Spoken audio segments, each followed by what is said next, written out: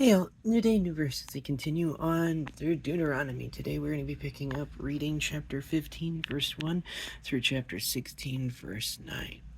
Just want to toss this out here before we begin. I recognize that there is a difference between the posts and the reading. The posts is very much dissecting the butterfly.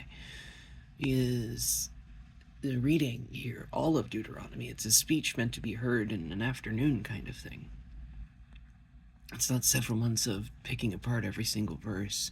It's listening to a guy who's speaking in a single afternoon, repeating ad infinitum to try and get a group of stubborn, still-hearted people to enter into a land of promise in a living state, rather than be cast out. By the end, Moses is like, yeah, no, I know you all. You're gonna get cast out anyway. Think why the hard drive over and over again with some of these points. Help drive them home. Help us hear them in different seasons, in different places, in different ways, for when we're ready. With all that out of the way, let's pick up reading chapter 15, verses 1 through 16:9. At the end of every 7 years, you are to have a Shemitah. Here is how the Shemitah is to be done. Every creditor is to give up what he has loaned to his fellow member of the community. He is not to force his neighbor or relative to repay it, because Yahweh's time of remission has been proclaimed. You may demand that a foreigner repay his debt, but you are to release your claim on whatever your brother owes you. In spite of this, there will be no one needy among you, because Yahweh will certainly bless you in the land which Yahweh your God is giving you as an inheritance to possess. If only you will listen carefully to what Yahweh your God says, and take care to obey all the mitzvot I am giving you today. Yes, Yahweh your God will bless you, as he promised you. You will lend money to many nations without having to borrow, and you will rule over many nations without their ruling over you.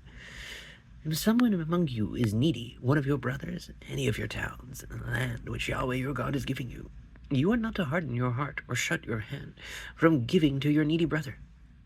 No, you must open your hand to him and lend him enough to meet his need and enable him to obtain whatever he wants. Guard yourself against allowing your heart to entertain the mean-spirited thought that because the 7th year, the year of Shemitah, is at hand, you would be stingy toward your needy brother and not give him anything. Or then he may cry out to Yahweh against you, and it will be your sin. Rather, you must give to him, and you are not to be begrudging when you give to him. If you do this, Yahweh your God will bless you in all your work, in everything you undertake. For there will always be poor in the land. That is why I am giving you this order. You must open your hand to the poor and needy brother in your land. If your kinsman, a Hebrew, man or woman, is sold to you, he is to serve you for 6 years, but in the 7th year you are to set him free. Moreover, when you set him free, don't let him leave empty-handed, but supply him generously from your flock, threshing floor and winepress, from what Yahweh your God has blessed you with. You are to give to him. Remember that you were a slave in the land of Egypt, and Yahweh your God redeemed you. That is why I am giving you this order today. But if he says to you, I don't want to leave you, because he loves you and your household, and because his life with you is a good one, then take it all, and pierce his door through right into the door, and he will be your slave forever. Do the same with your female slave.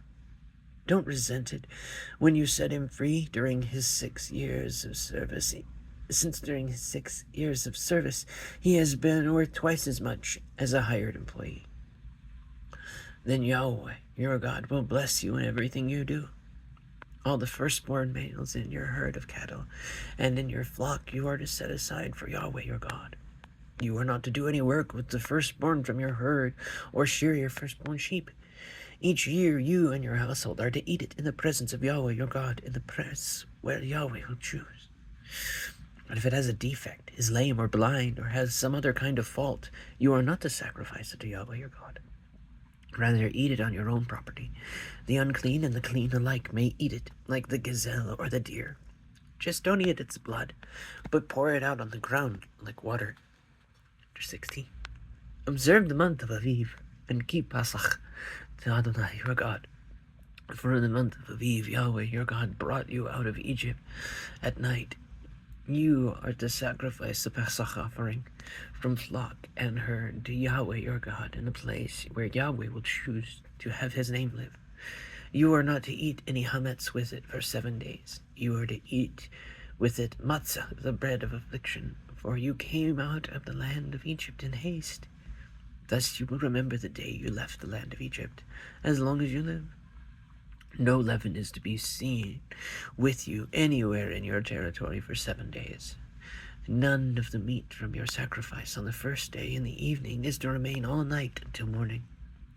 You may not sacrifice the Pesach offering in just any of the towns that Yahweh your God is giving you, but at the place where Yahweh your God will choose to have his name live. There is where you are to sacrifice the Pesach offering. In the evening, when the sun sets, at the time of year that you came out of Egypt, you are to roast it and eat it in the place where Yahweh your God will choose. In the morning you will return and go to your tents. For 6 days you are to eat matzah.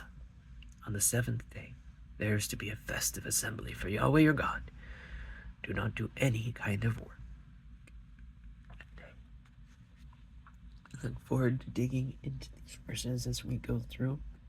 And as always, if you just want to enjoy the readings, the playlist is there to enjoy. May his favor be upon you. Know that you're loved. God willing, I'll see you then.